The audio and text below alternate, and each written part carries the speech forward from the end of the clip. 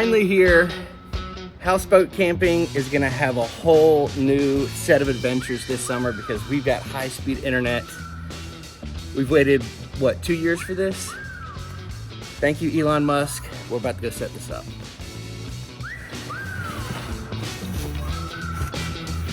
Go.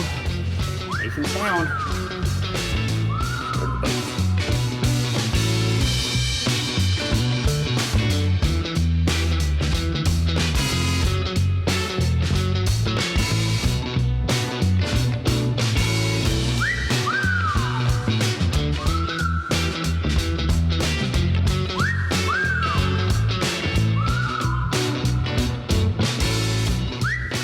Hey everyone, good morning, good afternoon, good evening, wherever you are. Welcome back to the channel. We're up here on Lake Lanier on our 2002 Somerset houseboat. If you can't tell, we brought the Starlink with us. It's just been delivered and we're getting ready to install it and get right to this unboxing. Woohoo! It's gonna be awesome. Yeah, I'm excited. Starlink is something that's really important to us. Trey actually introduced me really to SpaceX, so I'm gonna let him tell you why he feels like it's important to us. So Starlink is a division of SpaceX, and the intent of having Starlink is to bring high-speed, reliable internet service to people in very rural areas. And so for a number of years, Starlink has been putting satellites all up in low Earth orbit so that very remote areas can get high-speed internet, allowing kind of that work from anywhere spot. And being on the lake, we don't have a tethered connection to land. And so we're very excited to get this out here where we are today. Yeah, it really blows my mind. Ever since we left the city, we've gotten to see where we moved in Watkinsville that there's still even areas there, even though we're close to Athens, that still don't have really great cell phone reception or internet reception. I have to go on our front porch to make a phone call, AT&T. So you may not realize, or maybe you do, maybe you are someone that is in an area where you don't get great internet service, that this is going to be really game-changing for a lot of people. But why do we need Starlink if we already technically have an internet connection here at the marina? So the internet connection here at the marina is incredibly slow and incredibly unreliable. Where we get it is about 4 docks over that way, tethered to some little tree. And so when the waves come through the marina or the water even drops, at one point in this past summer, it was 7 feet down. That makes getting the stable internet connection here almost impossible. And we set the internet up so that we could change the thermostat in the winter and the summertime when we come up, because we don't want to bring Claire to a 40-degree or 90-degree boat. That's about all it's good for. We can occasionally get the TV to work, but it's not something that we can really do anything kind of business-wise with. It's really just for updating a thermostat, and that's about all it works for. Yeah, we try to listen to Alexa and it buffers. We try to watch TV and it buffers. I try to upload YouTube videos and it buffers. And when we're out on the islands, we just have a little internet hotspot on Trey's phone, and which is, good, but it's not definitely what we would need if we wanted to ever stay out for like a week at a time and work remotely. So this is going to be something that will definitely change how we do houseboat life. Oh, yeah. And how we do houseboat camping. And there's some waves coming through right now, and that's probably knocking the internet out. So what version of Starlink are we going to be unboxing today, and why did we choose this specific version? So there's a number of versions that you can get. The first one was strictly meant for home internet service. We've chosen the RV service, and there's 2 different flavors even within the RV. There's one that will track while you're in motion and one that does not track. And so this one doesn't track because we're really not going to be watching TV or anything like that while we're moving the boat. And it has the mechanisms inside to find a new satellite once we've moved. You might be wondering why we didn't choose the marine version. And if you look, the marine version is $5,000 for the hardware. That hardware is comprised of 2 separate satellites, and it's a $5,000 a month service fee. It's really meant for very big yachts. They're going to get very far offshore, across the Atlantic, down not quite to the polar regions, but pretty close, and all around the equator. And so when you're far away, you probably have a really big boat. You can pay for a lot of gas, and you can probably spend $5 grand a month on internet service. Ours is the RV one. The hardware itself was $599, and the monthly charge is $135 a month. If you watched our video about how much we spent, last year we spent over $500 on internet service that was very, very unreliable.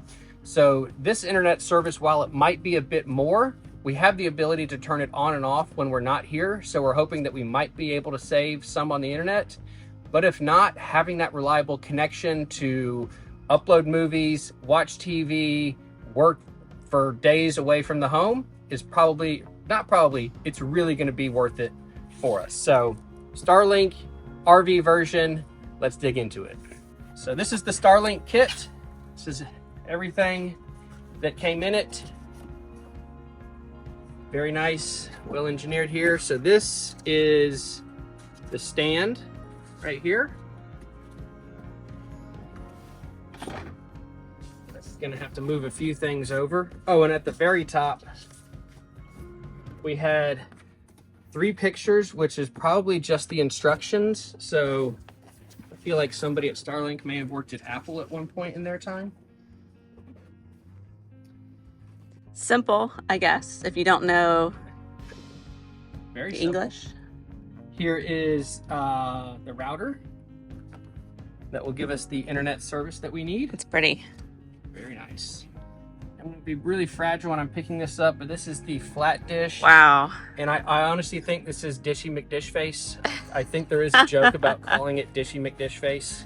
That's actually a lot bigger than I thought it would be. It's a pretty good size. So for comparison, right next to me, it's actually...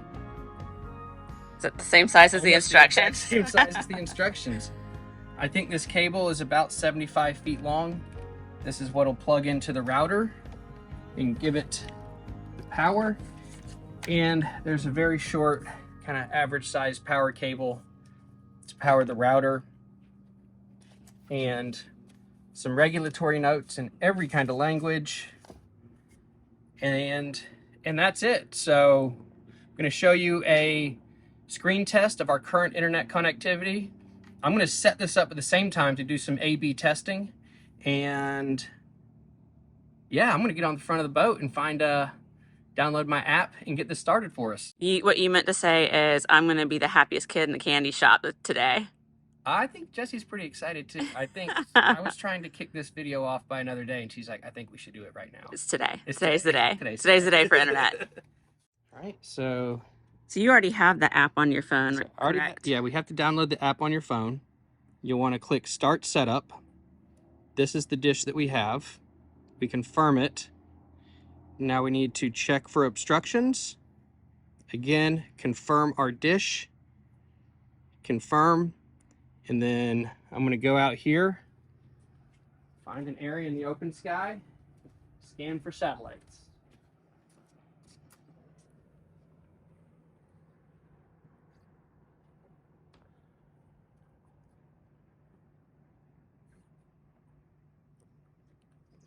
Let's view results.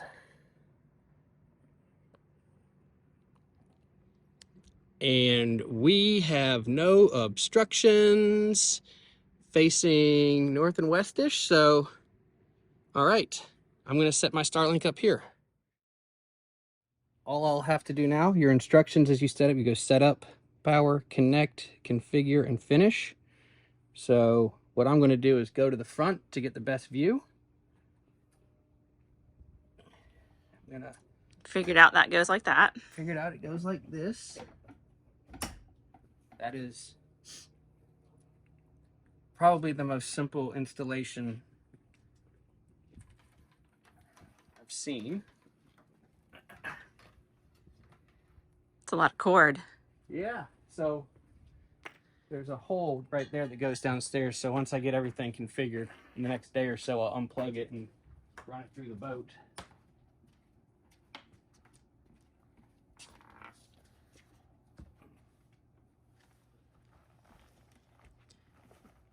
I guess if you were really using this on an RV, the long cord would be pretty key, I would think. If you wanted to park in the shade but move this out away from trees and stuff, you can get a much better view. So you don't actually have to have it on your vehicle.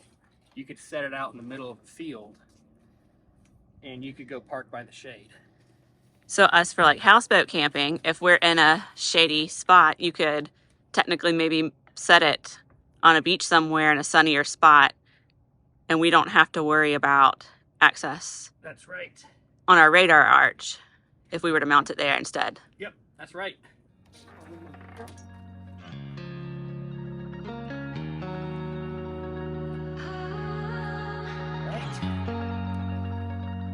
There he is. Are you gonna name it? I do kind of like dish face.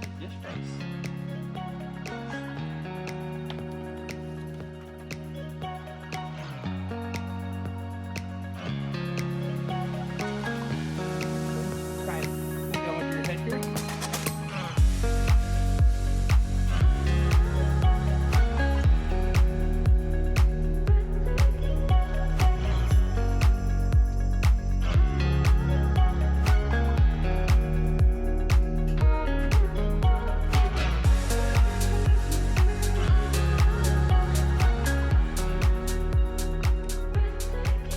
Where do you think you'll plug in the power? I'm just going to do it right here to make sure it works, and then I'll take this thing downstairs. Okay. Because the hole to get this down inside the boat is under there, Oh. and I don't know how. Want to make sure I've got like a coat hanger and stuff to jam it down there. So that could be like another small project. A project for another day. Project for another day. So we've got this right here. Now we're going to give it some power.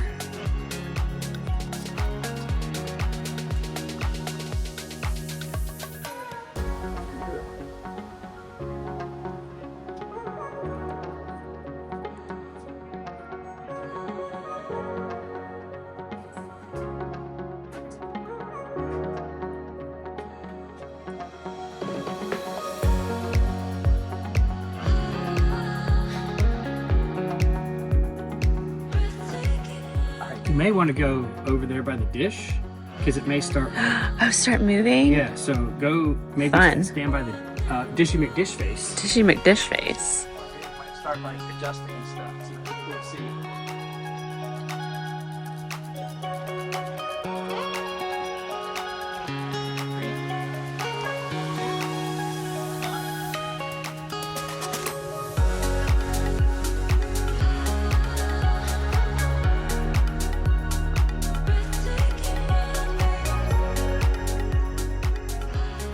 Okay, Trey's downstairs plugging in our Starlink because the upstairs power outlets are not working right now. Not really sure why. We just turned the power on.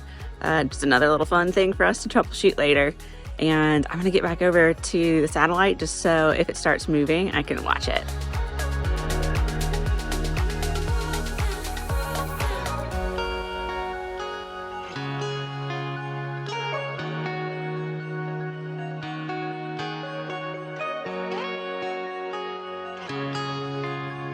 And it moved.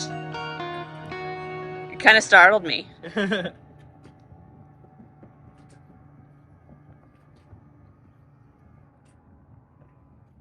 So I created a network for us.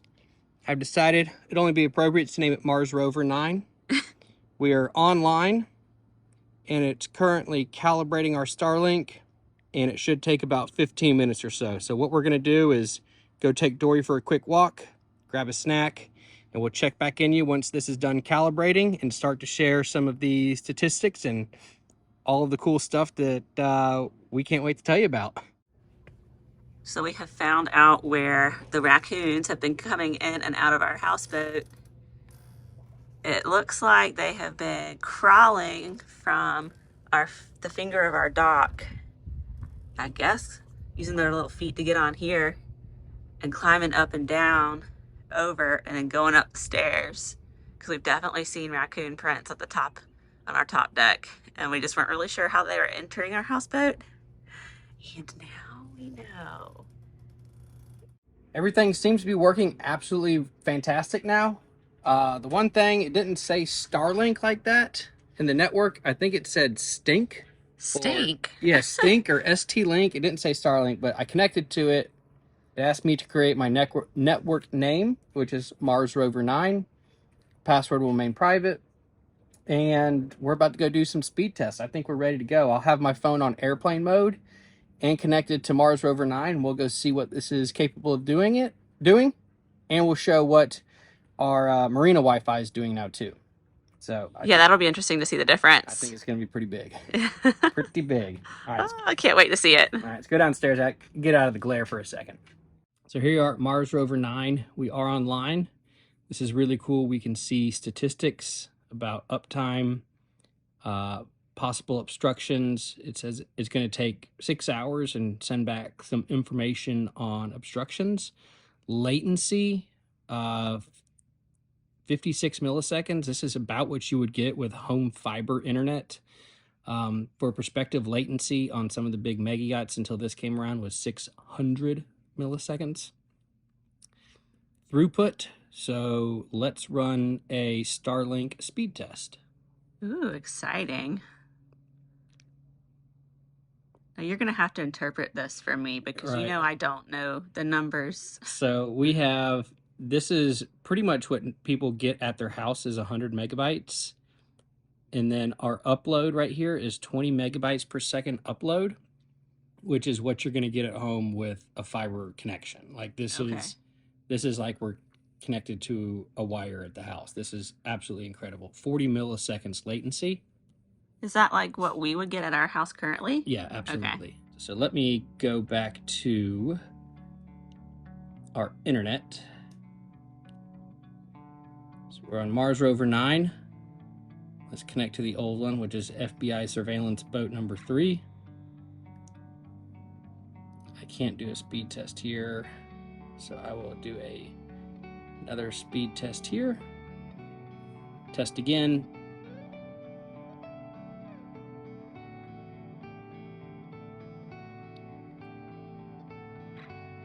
So this is testing for our... This is the Marina Wi-Fi. This is the Marina Wi-Fi.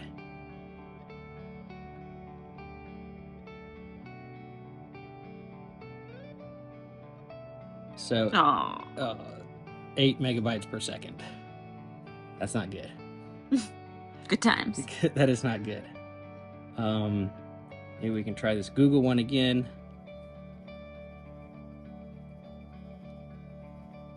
So with our Google one, we are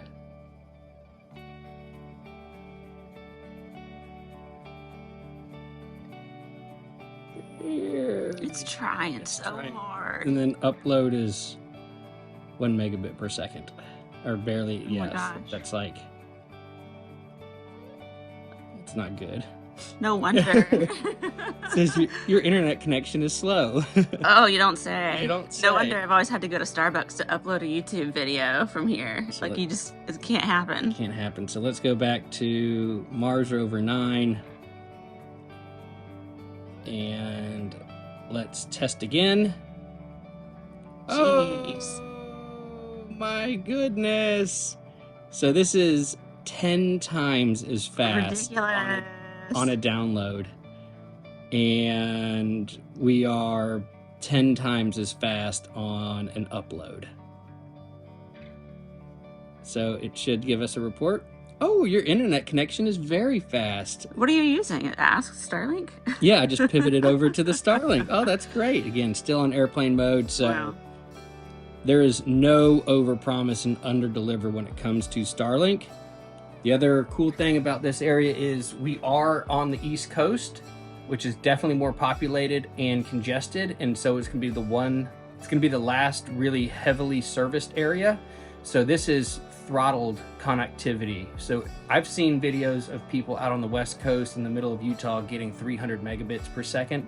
So as more satellites launch, this area will get better serviced, but compared to what we have now, we'll take it. And we are really excited. Yes. Let's go houseboat camping. Let's go houseboat camping. And we'll do some more tests when we go houseboat camping. If you enjoyed this video, please subscribe and like. It lets us know that you enjoy this content, and we're able to make a lot more videos like this for you and tell you how we're experiencing all the things and all the comforts of home in our off-grid houseboat.